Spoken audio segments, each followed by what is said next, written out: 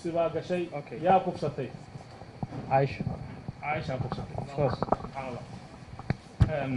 نو شرحات نقصي anigu waxa weeyaan kufsigaasi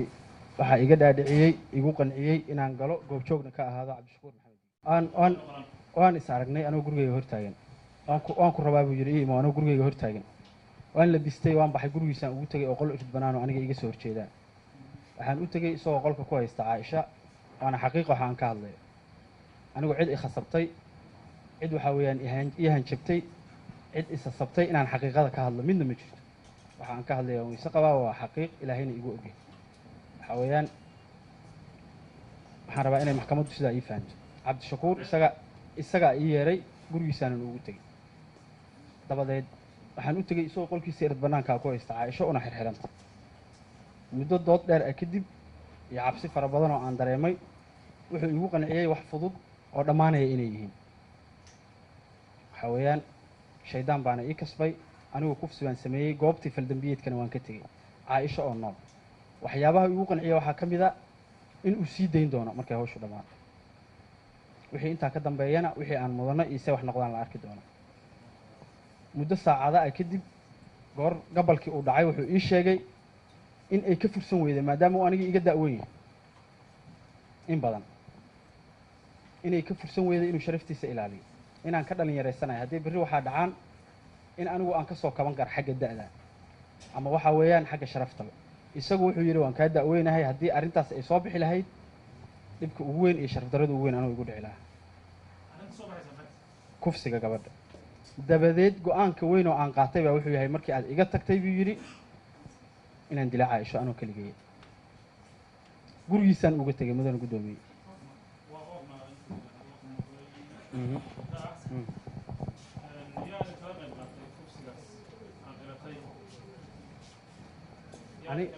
aniga iyo isaga iyo waxaan ahay nin eedaysanaa oo aan hadda goobta fadhin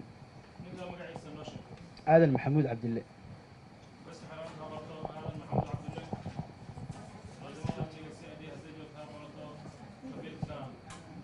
cabdille maxamuud cabdille maxamuud cabdille yes dhalinyarada ahaa raas ahaan iyo qabiil ahaan baan wadaagnaa dadkana waan isugu badinaayo dugsigii saraan wada qaadanay waxbarashada gaalkacyuuna degan yahay aadan maxamuud cabdille yes waana reer gaalkacyood waa kaa waxaa weeyaan cabdishakuur waa yaqaan saddexdii naas labadii naas iyo cabdishakuur saddexdii naas way cidda dembiga gashay mudana guddoomiyey waxaa weeyaan aadan da-aadda aniga hal sanaan ka weynahay ama 2 sano wax noocaasa markii aan qiyaaso markii aan qiyaaso da'diisa ma garat walaalkay meesha waxaa keenay baa waxay tahay inaan isku DNA noqonnay iyo inaan isku hidaraac noqonnay taasna waxaan ku mari karaa waxaa weeyaan shareecada iyo kitaabka anoo ku dhaaranay xaqiiqada aniga iyo aadan kufsigaan ka qayb qaadanay maya isku mar baan ka baxnay guriga aniga aadan isku xilli baan ka baxnay markii aan kufsiga geysanay cabdishakuur wuxuu nagula taliyey waxaana inay kufsi keliya noqon doonaan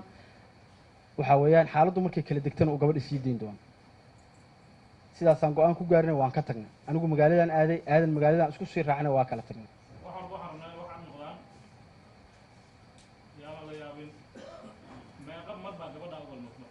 hal mar hal mar in badan buu nooga sii horreeyey gurigiisay taalla gabadha si ama dembi weligay laamaha amniga imaysan qaban saldhigna kuma baryin magacayguna oobi ma gelin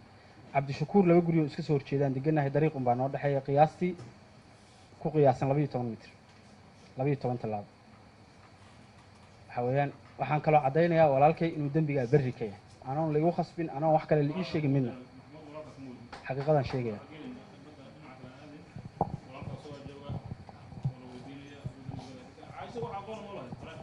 si fiican deris baan ahayn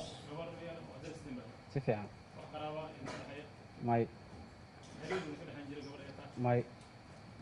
subaxaas markii aan weydiiyey cabdishakuur oo aan u sababeeyey aan ku idhi sababtan ugu kalifi karta waa maxay adoo gurigaaga noogu yeeray aniga aadanba inaan falkan kula galna maxay tahay waa mid aniga maskaxdeeda iyo go-aankayga ka yimid buu yidhi anaa gabadha rabay anaa gabadha waqti dheer daba socday rabaa inay maxkamaddu sidaa ii fahamto cabdishakuur isagaa ii yeeray gurigiisaanan ugu tegey dabadeed waxaan u tegey isagoo qolkiisa erid bannaankaa ku haysta caaisho una